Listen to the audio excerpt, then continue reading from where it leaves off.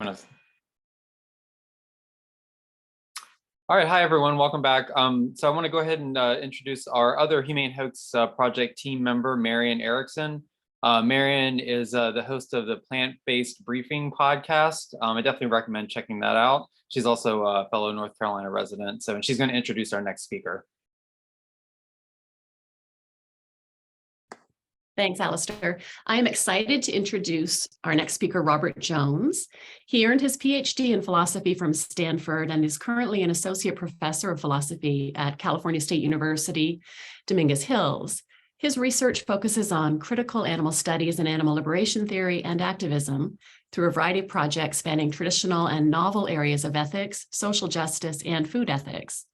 Dr. Jones co-authored Chimpanzee Rights, has published numerous articles and book chapters on animal ethics, and has given talks on animal liberation, speciesism, and human supremacy. His chapter actually on modern foodie culture was the first one I read in the book. It piqued my curiosity knowing nothing about foodieism. And we discussed it actually on the Hope for the Animals podcast, episode 80. It was fascinating, sometimes horrifying, and definitely eye-opening. So I look forward to hearing him, speak to us here now. So welcome, and thank you for being here, Robert. Well, thank you, Marian. Can everyone hear me okay? Thanks so much for that introduction. Thanks to Hope for putting on the conference. And it's an honor to share the conference here with all of you and Karen. I wanted to say, Fireweed and Marian, I was talking to John Sanbonmatsu earlier, and we were both saying how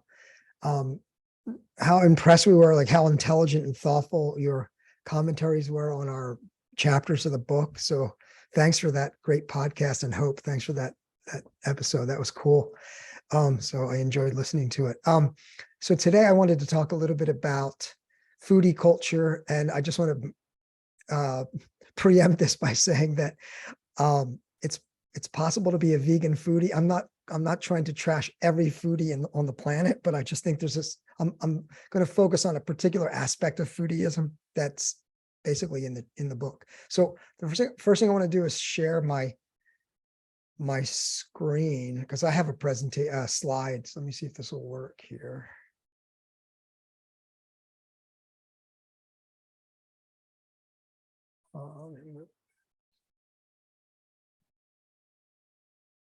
Can everyone see my slides? A slide? Cool. All right. So yeah, thanks again for having me. It's a real honor to be here. I wanted to start off with a quote from a British man of letters from the 19th century that I think is very apropos of the subject of my talk. Abraham Hayward. He wrote a book that he was well known for called The Art of Dining, or Gastronomy and Gastronomers. He said, a true gastronome is as insensible to suffering as a conqueror.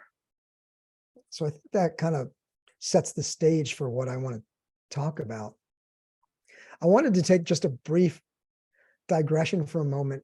When Hope and I had spoken about this chapter, and at my university, they offer some course release credit. Like you can take off teaching some courses to work on a project. And so I submitted an application for this work release kind of a program. It's called it like a research award. And so I submitted my proposal, and I went through all the channels, and my proposal got denied. I don't think I ever shared this with you, but my proposal to get research time off teaching, it got denied at the university level. And so I sent an email and I said, can you tell me why my project was denied? Because I thought it was a worthy project. So I wanted to show you the email that I got in response to why according to the committee members, why they didn't fund my project. Here's what they said. This is a quote. The reviewers felt this topic was interesting, but that this could be an uncomfortable subject for some. So, of course, I made a big stink about that, because I said, well, aren't philosophers supposed to be making people feel uncomfortable anyway? Isn't that what this is a part of? So I wanted to thank you for giving me the opportunity to make people feel uncomfortable. Thank you hope and everyone for that. So the first thing I want to do is I want to start out with something from the 2011 Sydney Writers' Festival, which featured the late British food critic A.A. Gill and the late American celebrity chef Anthony Bourdain in conversation with the celebrated Australian chef and restaurateur Tony Bilson, who I just found out the other day he passed away as well. So all three folks who you're going to see here have passed. A significant part of that discussion involves the trio ridiculing advocates of animal rights, decrying animal rights as a, quote, false morality. The host, Bilson, completely unaware of the unoriginality of his critique. He castigates animal rights advocates for what he sees as a misanthropic concern, favoring animals at a time when countless human beings are suffering. I'm sure many of us have heard this critique. I can never imagine why it's like, why is it difficult to imagine a person being both an animal and a human rights advocate? That always mystifies me. But anyway, I've excerpted a few highlights from the discussion that I want to share with you. So just check this out just for a couple of minutes. This is the couple excerpts from that writer's thing. Hopefully everything will work technically. But I mean, we know that within Anglo cultures, we have this huge fight about the production of foie gras, and that's somehow evil and cruel to animals. How do you feel about the sort of arguments that go on there? I think it's a bullshit issue. First of all, surely somewhere in Romania, there is indeed a factory where they are jamming pipes into helpless birds who are nailed to boards and pumping food into them. That produces something called bad foie gras. You mistreat an animal that is stressed in fear, and it tends to be a bad tasting animal. On these grounds alone, you want to, chefs generally want animals to live pretty happy, stress-free lives. They provably taste less delicious if they're mistreated. I'm just saying, animal activists have picked on this issue because it's an easy win. It's food consumed by rich people that most people haven't had. There are French involved, so it's an easy.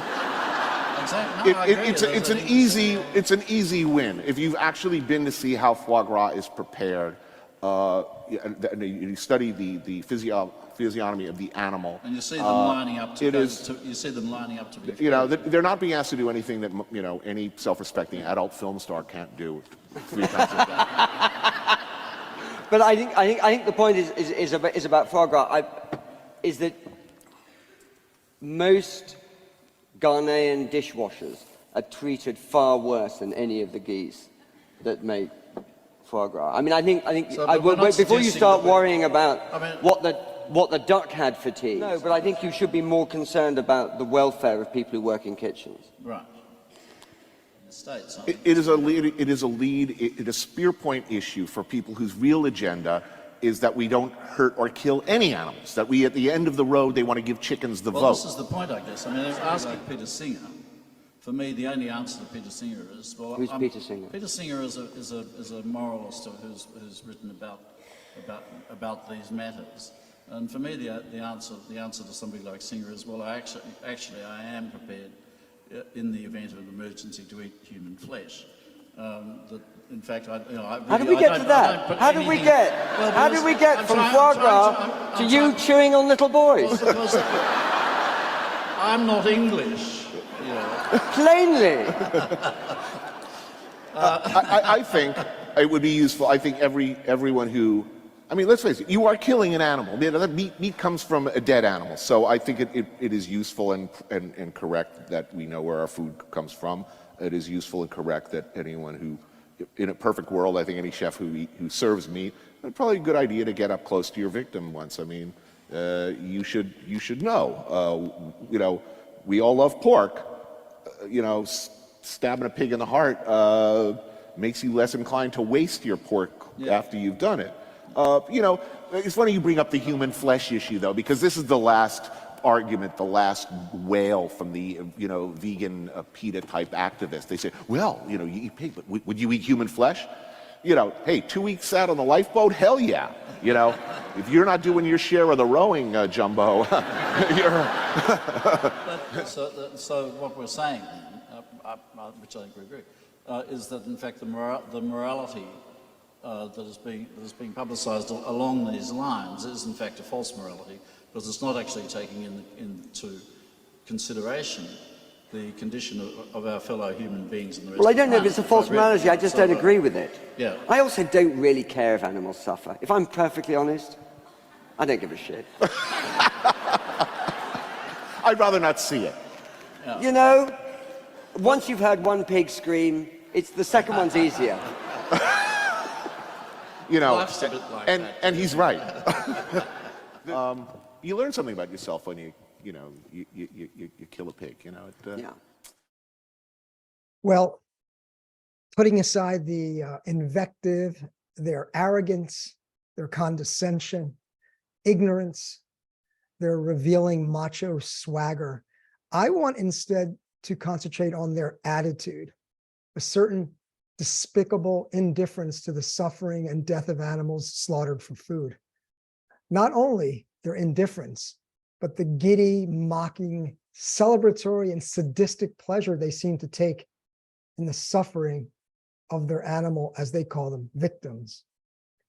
It's that attitude, an attitude not necessarily emblematic of foodie culture, but not entirely foreign to it either, that I'd like to discuss today.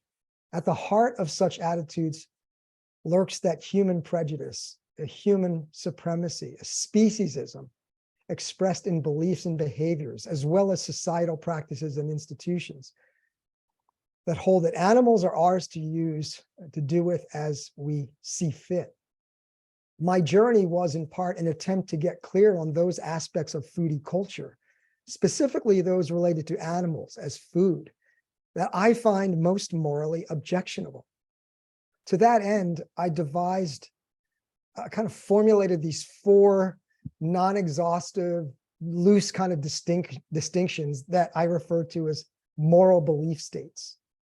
And again, I'm a philosopher, so I think in these terms of morality and belief and action. So these states describe the moral stance that a person takes in relation to the consumption of animal products. And it's not really that important for my talk, but I do employ a philosophical term of art in describing these states, and that's the Greek term akrasia.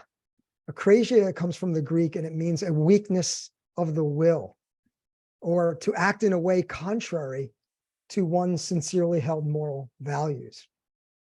So let me talk about the moral belief states, and let me talk a little bit about some examples, and then I want to focus on how the kind of foodieism that I'm critiquing connects to the humane hoax. So first, I want to talk about something that I call non-akratic ignorance. And all this means is there's no weakness of the will when it comes to choosing animal products to eat, because these people are ignorant. They're legitimately ignorant, right? So these individuals, they don't experience this. It's not that they try not to eat animal products. They just don't try. It's not because they're bad. It's not because they're compassionate, because they're actually ignorant of the conditions under which animals are raised as food.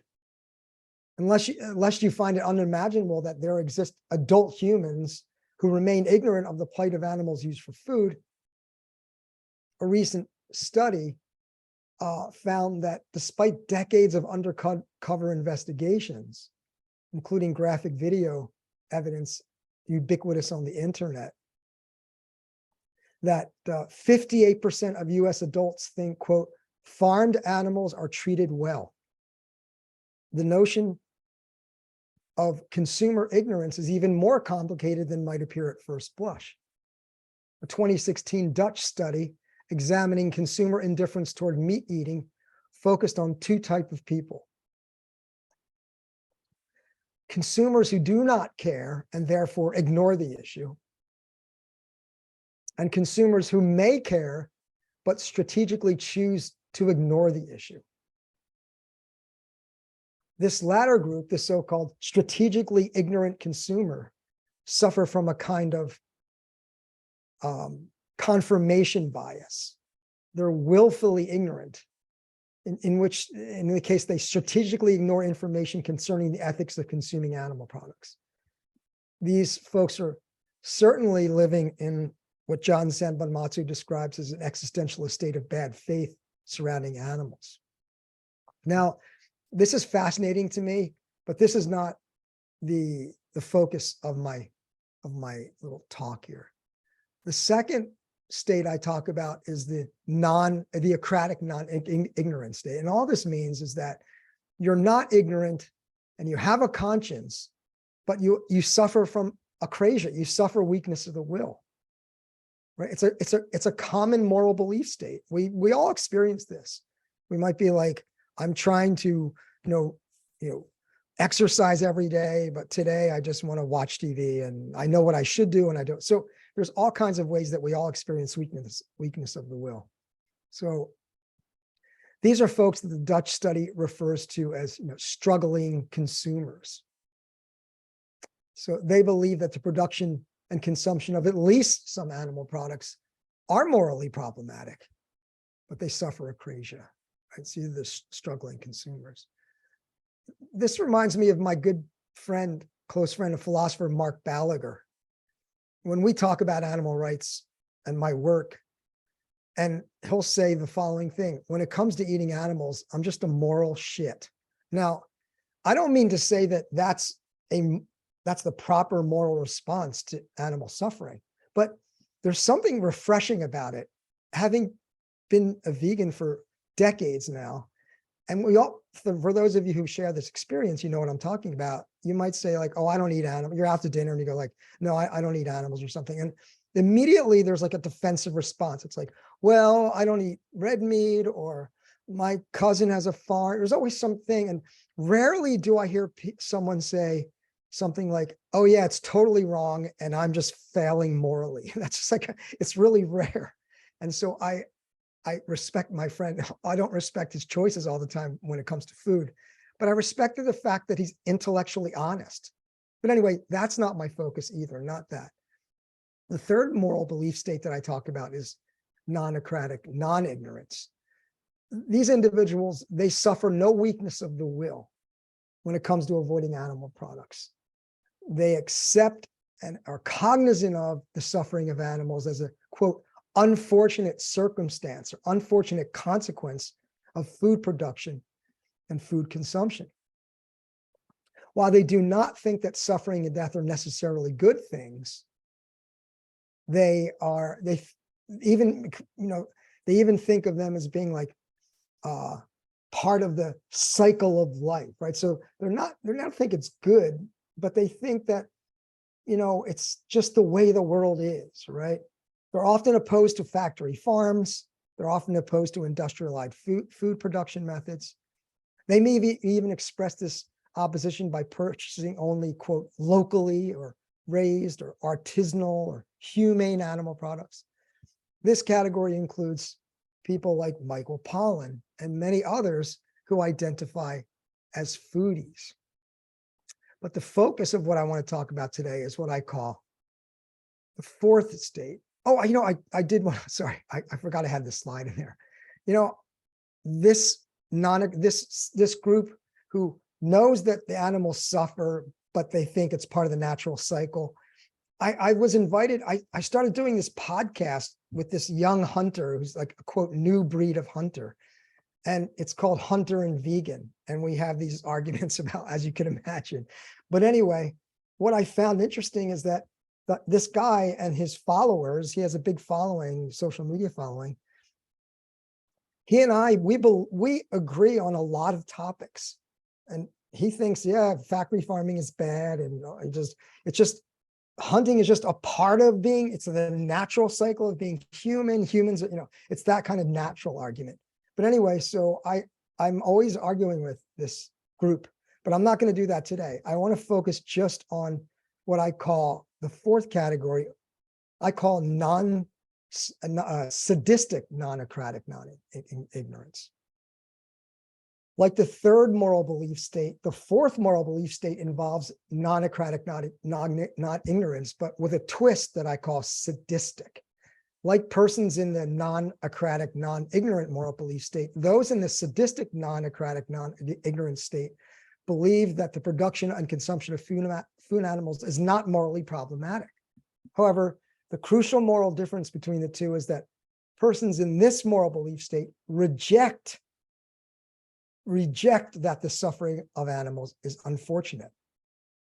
This rejection can manifest itself in myriad ways, including indifference to the suffering and killing of food, quote, food animals, the mocking of animals and their suffering and killing. In some cases, a celebration of the suffering and killing of animals. In these cases, knowledge of the animal's suffering actually adds to the exotic, hedonistic, debauched dining pleasure. For sadistic foodies, not only do taste preferences and palate satisfaction trump all competing considerations, including issues of animal suffering or even animal welfare, quote, welfare, but the addition of animal suffering in food preparation increases the foodie capital of the dish. The dining experience and even themselves they gain capital. So unlike other kinds of foodies, sadistic foodies relish the fact that animals had to suffer and die for their gustatory pleasure. Particularly for sadistic foodies, the pursuit of new food experiences is best interpreted as an artifact of affluence, and in many ways is ultimately really about power, prestige, and privilege. Power over the animal, the food producers, the servers, and the waitstaff. Prestige with other foodies and aspiring foodies. And the privilege to afford to seek out novel and exotic food and drink. Sadistic foodies can appear absolved from all moral culpability, since moral culpability is hidden behind the fact that these practices are culturally, socially, and legally sanctioned. Not only that, they're valorized and aspired to. In light of this discussion, it should be clear that folks like A.A. Gill and Anthony Bourdain are paradigm cases of sadistic foodies. For these reasons, I believe sadistic foodie culture is particularly morally debased, especially regarding the plight of animals treated as food. Examples of sadistic foodie culture are ubiquitous. This is not, you might think, well, this is like low-hanging fruit. Like, who the hell actually thinks this? But you're going to be surprised. You may be surprised. So Julie and Julia, a New York Times best-selling, this was a smash movie, book, everything, right? Julie Powell, she writes this in her book, 365 days, 524 recipes. Basically, she took all the recipes of Julia Child, and in 1 year, she tried to make every day, she tried to make a Julia Child recipe as an homage to Julia Child. I just want to read you I'm going to read one quote from her book. And this is, I think, emblematic of what I'm talking about. This is the kind of phenomenon that, maybe I thought about this like 10 years ago or so, or 8 years ago. I just started thinking, what the hell is going on? Like, why are people writing and other people are laughing at this? What's the issue? And of course, Carol Adams, I've talked to Carol about this, and she writes on this as well. But so this is an identified phenomenon. But here, listen to this quote. This is Julie Powell, quote, "Over a period of 2 weeks, I went on a murderous rampage. I committed gruesome, atrocious acts. If the news of the carnage was not widely remarked upon in the local press, it was only because my victims were not Catholic schoolgirls or Filipino nurses, but crustaceans. This distinction means that I am not a murderer in a legal sense, but I have blood on my hands, even if it is the clear blood of lobsters. People say lobsters make a terrible racket in the pot, trying reasonably enough to claw their way out of the water. I wouldn't know. I spent the next 20 minutes watching a golf game on the TV with the volume turned up. When I ventured back into the kitchen, the lobsters were very red and not making any racket at all. Poor little beasties. So that is a kind of valorization. And, of course, you could always say, look, she's just doing it tongue in cheek. But I think it's atrocious. I think it's totally disrespecting sentient beings. I don't think it's funny at all. So call me, I might be too serious. I think it's horrible. I'll just do a couple more examples before I get to the other parts of the paper. Here's another best-selling book, right? Gabrielle Hamilton, right? Let's see, she writes this, quote, "It's quite something to go barehanded up through an animal's ass and dislodge its warm guts. Startling the first time, how fragilely they are attached. I have since put countless suckling pigs, pink with blue querying eyes, the same weight and size of a pet beagle, into slow ovens to roast overnight so that their skin crisps and their still forming bones melt into the meat, making it succulent and sticky. I have butchered 220-pound sides of beef down to their primal cuts, carved the tongues out of the heads of goats, fastened whole baby lambs with crooked sets of teeth onto green ash pits, and set them by the foursome over hot coals, and boned out the loins and legs of whole rabbits that, even skinned, still look exactly like bunnies. But at the time of the chicken killing, I was still young and unaccustomed. I retrieved the bird off the frozen ground, tied up its feet, and hung it from a low tree so it could bleed out. Once the bird bled out, I submerged it in boiling water to loosen its feathers. Its viscera came out with an easy tug, a small palmful of livery, bloody jewels that I tossed out into the dark yard."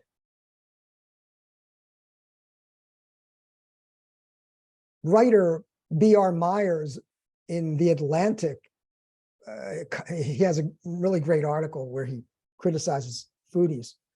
And here's what he writes about this, quote, "This is a prime example of foodies' hostility to the very language of moral values. In mocking and debasing it, they exert, with Madison Avenue's help, a baleful influence on American English as a whole. If words like sinful and decadent are now just a cutesy way of saying delicious but fattening, so that any serious use of them marks the speaker as a crank. And if it is more acceptable to talk of the eagles of gluten than the evils of gluttony, much of the blame must be laid at the footstep of foodies." Let me jump ahead because I don't want to take all the time to show you all the horrible examples. There is a restaurant here in Los Angeles that serves live shrimp with being eaten alive by live ants. And so as you're eating the live shrimp, you are also feeling the ants squiggle in your mouth. And this is a high-end treat.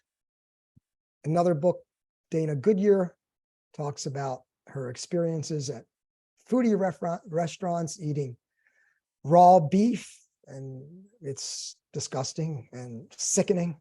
So I won't put you through that, but it's in the chapter. It's all there in the chapter. As continuing with what B.R. Myers wrote in The Atlantic, he writes this: it has always been crucial to the gourmet's pleasure that he eat in ways the mainstream cannot afford. When foodies talk of flying to Paris to buy cheese or to Vietnam to sample pho, they're not joking about it. In doing research for my article, I talked to a woman who is a server at a chic, elite Silicon Valley restaurant called the Plumed Horse. Her name is Elsa Newman. She provided the following keen insight into the precise phenomenon that I am getting at. Quoting Elsa. And I have to tell you, Elsa Newman is a vegan and she worked at this restaurant and she's like the server, so head of the server. So here's what she wrote, quote, "Foodieism is really a way for foodies to talk about money. It's a disguise, a lead-in for braggadocio. They don't talk so much about the food as much as they talk about their travels and their material possessions."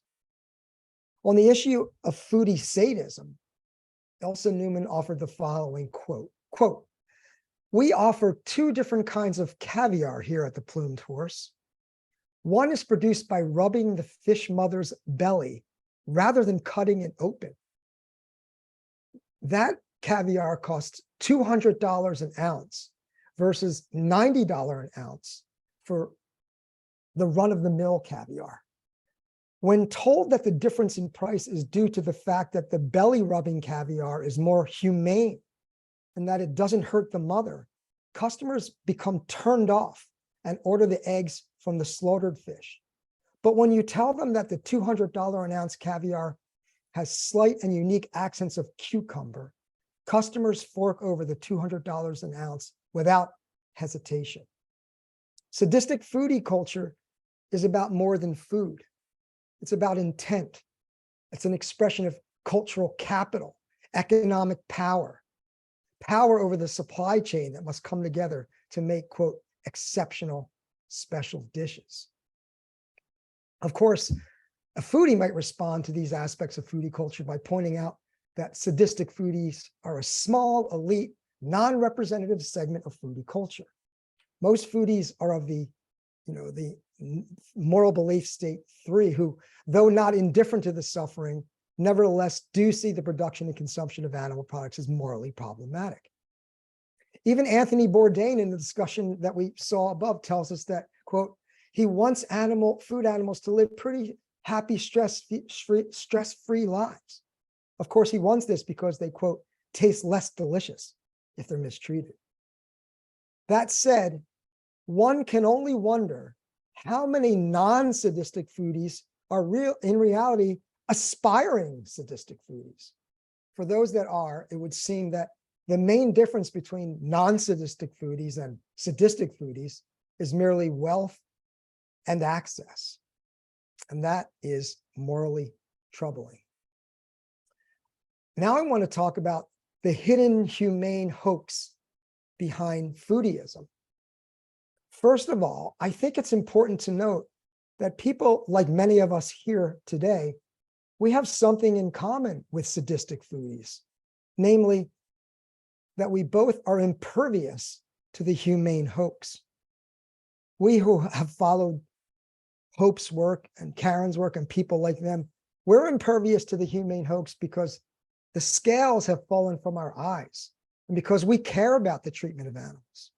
On the other hand, sadistic foodies like Anthony Bourdain are immune to the humane hoax because their moral stance on food is inhumane.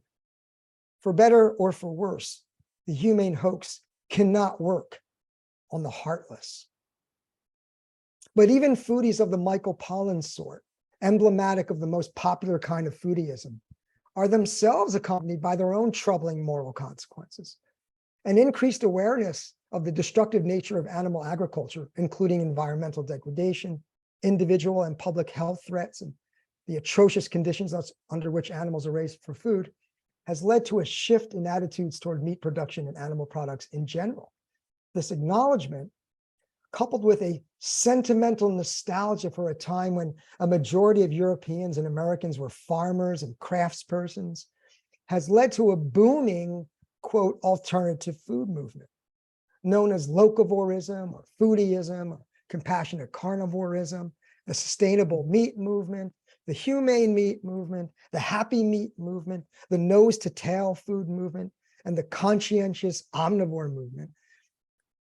This movement markets itself as free-range, grass-fed, organic, natural, cage-free. For those who desire to consume animal products but are ethically troubled by industrialized animal agriculture, so-called happy meat and happy eggs and happy dairy purport to offer an ethical alternative both to veganism and to the cruelty of industrial farms. Ensuring happier lives and humane deaths for animals destined to become food, measured against the vast majority of consumers whose lack of connectedness to their food enables the near total erasure of suffering from their plates in the form of neatly shrink-wrapped, bloodless cuts of meat. So-called compassionate carnivore foodies perhaps deserve, I don't know, a little bit of praise. Yet, despite this supposed concern for the animals' lives and deaths, the details of their short and torturous lives and the brutality of their slaughter are kept secret, far from the public eye. In truth, an overwhelming majority of animals raised on, quote, local farms are sent to the very same slaughterhouses, butchered alongside their kin raised in larger industrial settings. And this is what Hope was talking about earlier today. Animals raised in, quote, humane conditions are routinely overcrowded and suffer branding, dehorning, tail docking, debeaking, castration, tooth filing, ear notching, nose rings, piercing, none of this using any kind of anesthesia. In an article called How Happy Is Your Meat? Confronting disconnectedness to the alternative meat industry, geographer and friend Catherine Gillespie analyzes the tension between the desire for DIY or do-it-yourself butchers to forge a connection to their food by involving themselves in every step of production, including slaughter, and the Herculean efforts they make to disconnect themselves from the actual animals they butcher in order to avoid a sentimental or emotional attachment to the hapless victim. For many of these, quote, compassionate carnivores who are foodies, the killing and eating of animals is justified by their interest in forming a consumer/food connection, where personally taking on the death of the animal acts as a means to more ethical eating, a way of honoring the subjects of slaughter while at the same time eating them. Yet, as Gillespie points out, even Michael Pollan advises DIY butchers to quickly disconnect from what it means to slaughter an animal. She incisively characterizes this most profound disconnect in the following way. All of the justifications for DIY slaughter act as a way to connect to food, to become an artisan, to embody rusticity, and to make slaughter more humane. They're enlisted to conceal what the process really does. DIY slaughter connects participants to the violence against the animal and not to the animal, him or herself. This, quote, connection is a wholly false connection. DIY slaughter denies the actual connection we have with animals. Animals are still in DIY slaughter, conceptualized not as individuals, but as animals, not as individual animals, but as products, as Karen mentioned. These are commodities. They're meat. A further problem with both, quote, humane and industrial agriculture is that they place animals in the category of the edible, ontologizing sentient beings as food. The transformation of an animal to a food object involves a kind of erasure in which a complex, sensitive being is made absent, as Carol Adams uses the term, absent reference, stripped of all subjectivity, individual personality, interests, and desires, including the desire not to be killed.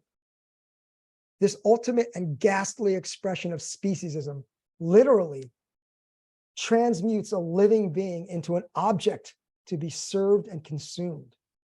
And all of it is hidden, or it tries to be hidden, behind the humane hoax. I want to end my talk with, I gave this talk once, and I got a response that I've gotten before, and many of you have gotten. And that's called what I call the personal choice rationalization. And Robert Grillo writes eloquently about this. Intimately connected to foodie culture is one popular justification for eating animal flesh and secretions, namely the claim that eating meat is a personal choice, a common response to the suggestion that non-sadistic foodies ought to go vegan, or it usually goes something like this. The matter of eating animals is a matter of personal choice, and matters of personal choice are not moral issues. So the matter of eating animals is not a moral issue. But rather than respecting such choices, vegans, they try to force their views on others, and they just disrespect people. They disrespect personal choices. And as many of us know, it follows from there that we're just obnoxious zealots.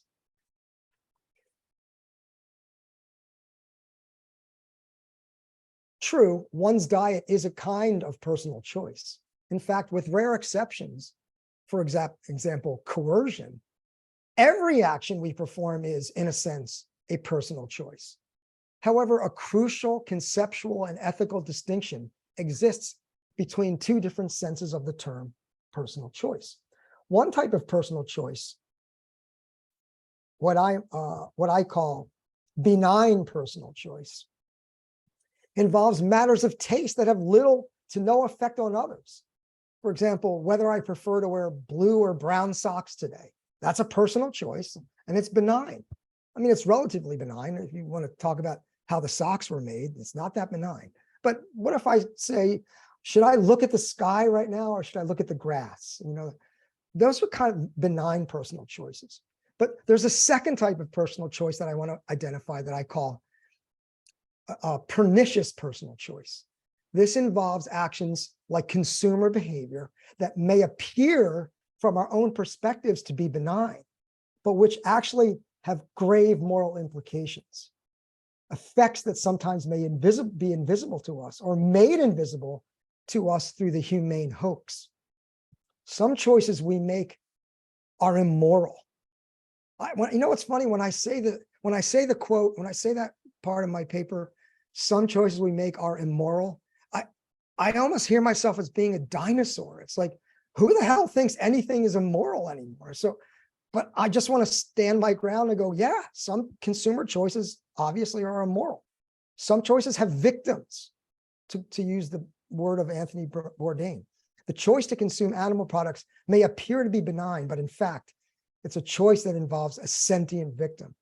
Thus, despite appearances, the choice to eat animals is not a case of benign personal choice, but rather a case of pernicious personal choice.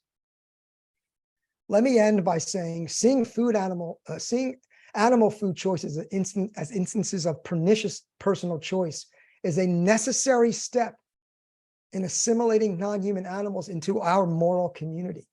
The billions and billions of animals kept in bondage and slaughtered each year would surely welcome the opportunity to exercise their personal choice, and if granted the choice, would prefer to live out their lives without human-inflicted exploitation and violence. Animals are forced onto the killing floor against their will. Any notion of choice has been taken away from them. Unless we are hedonistic, solipsistic narcissists, the personal choice defense holds no sway. The inclusion of a victim removes any possibility of moral justification. Of course, there is nothing inherent in foodieism that excludes plant-based fare, nor even ethical veganism. There are numerous vegan foodies who can attest to that.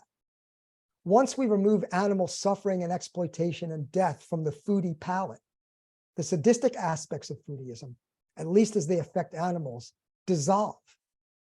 This benevolent foodieism, if you will, may not suffer the troubling moral consequences that sadistic foodieism faces, but it still must contend with the exclusivity and elitism inherent in foodieism, a topic I will leave for another day. For now, it's sufficient to identify, as I have attempted to do here, those aspects of human psychology and behavior that drive us to divorce the gastronomic from the ethical, to willfully ignore that food choices are moral choices. Thank you. Well, that was fantastic. Thank you, Robert Jones, for your chapter, for your presentation. Yeah, fantastic. Thank you. So do we If anyone want, has any questions or anything. yeah, do we want to do some questions? Let's see if there's anything either in the chat or the question and answer. If anybody has anything specific they'd like to say. I wanted also, if I could, just for a moment, to a lot of the kinds of issues that I talked about with regard to the valorization of the killing and the valorization of this kind of sadistic foodie culture. I want to point you to Professor John Sanbonmatsu's essay in the book, and you mentioned earlier, Murder, She Wrote. It's a fantastic essay, and it identifies, he really does a deep dive into this phenomenon of what he calls femivorism. So if you're interested in that aspect, highly recommend that chapter. Yeah, the book has so many fascinating aspects of this issue, really amazing. And something I'll say about the personal choice issue that I have found interesting, and I think I might have said this on the podcast, maybe actually I think I might have cut this part, but when we were talking about your chapter and the personal choice issue, I feel like this is kind of almost new. I mean, I know we've probably heard this for decades, this argument, this oh, don't violate my rights, it's my personal choice to eat meat. But I feel like I'm hearing it more and more now. I feel like this is a much more common excuse now, or comeback. And I think it's because it's harder now to argue. Usually it was, that people would argue with the issue or what's going on, like say, no, well, they don't suffer, and no, you don't know what you're talking about. That's much harder to say and much harder to argue with. I think people now know on some level, right, that something's wrong, that it's, that they can't just argue and say that everything's fine. So they switch it around to this personal choice argument. So it's kind of a default argument, like, no one can argue with this. It's my personal choice. It's my right. But what about the animals' rights? That's kind of another aspect of this. And, we have to look at the speciesism of all this, that the animals have a right as well to live free of human imposed suffering. So just as you said, when it affects other beings, other sentient beings, then it's not just a personal choice anymore. Yeah. Did you want to say anything more, or anyone want to pipe in on that? Well, I think one of the things you described, it reminds me of a well-trained boxer, and when you're having a conversation with someone, and look, I don't want to I don't want to come off like I'm coming from like self-righteous, the moral high ground, because as a consumer in late capitalism, every choice I make, I mean, I own an iPhone.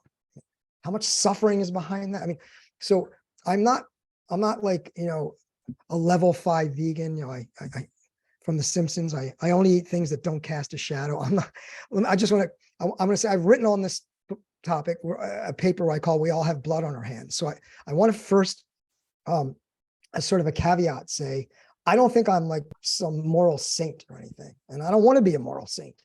But what I want to say is, when I have conversations with people about their consumer choices surrounding food, it's like you're talking to like a well-trained boxer, and there's all these defenses. So, oh, you got to blow in there. Well, there's this one, and there's this one, and there's this one. And it's like, and none of this is like, it's not like people practice or they're trained. It's just, there's so much defensive-ness surrounding food, and because food's very important culturally and traditionally, and it identifies things about people.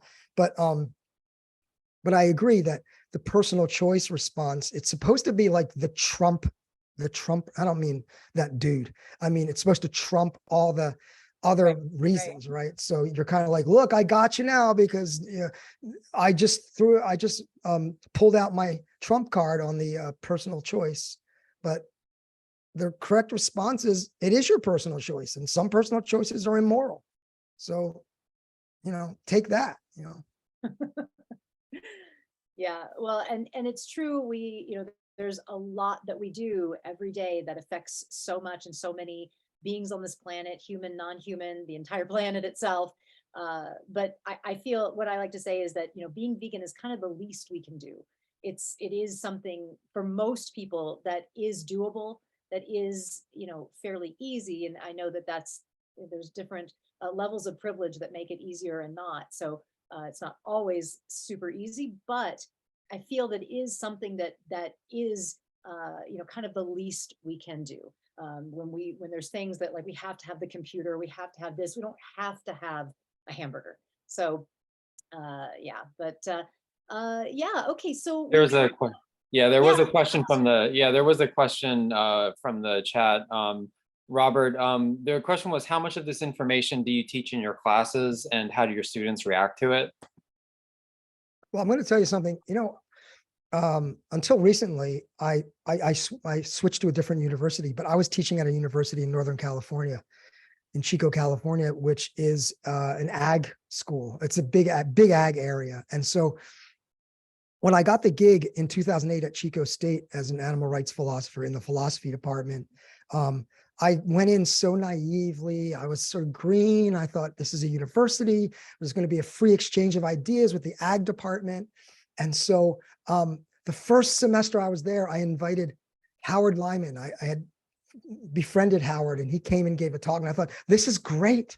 I'm going to have all these ag students, and they're going to show up, and they're going to be pressed to talk about, like, their practices with Howard. And instead, it was like a massive it was like a Fox News hate campaign against Howard. It was terrible.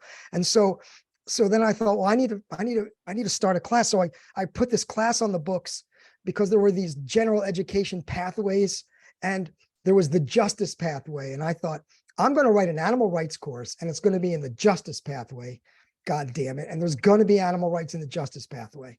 And you know what happened at the university? They approved the course. The course is called Confronting the Animal.